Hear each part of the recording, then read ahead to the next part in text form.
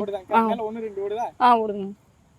Hi, நம்ம இப்போ எங்கே இருக்கிறோம்னு பார்த்தீங்கன்னா ஒட்டன்சித்திரம் போகிற வழியில் மீரா நாட்டுப்பண்ணையில் தாங்க இருக்கேன். நான் நேற்றே போட்டிருந்தோம்ல, அம்மாவோட பாத்தி கட்டிகிட்டு இருந்தேன்.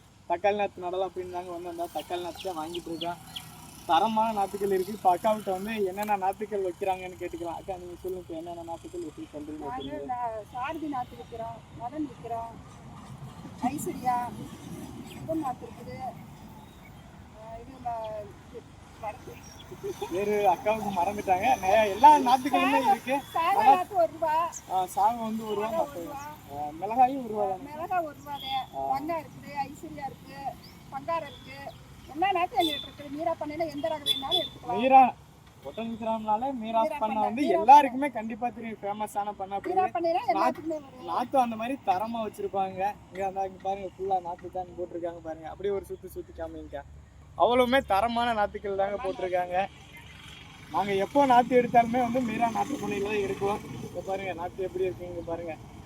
நல்லா ஒவ்வொரு விதைகளுக்கும் ஒவ்வொரு மாதிரி நாற்று போட்டிருக்காங்க பாருங்கள். இது அப்படியே போய் வாங்கி வச்சோம்னா ஒரு நாற்று கூட டேமேஜ் ஆகாமல் குறைச்சிக்குங்க. ஓகே, பிடிச்சிருந்தா சேனலை ஃபாலோ பண்ணிவிட்டு வீடியோ ஷேர் பண்ணுங்கள். நாற்று தேவைப்படுறவங்களுக்கு யூஸ்ஃபுல்லாக இருக்குமில்ல. நம்ம மீரா நாட்டு பண்ணை ஒட்டன்சித்திரம் போகிற வழி, வேடசந்தூர் ரோட்டில் மீரா பண்ணையில எல்லாரும்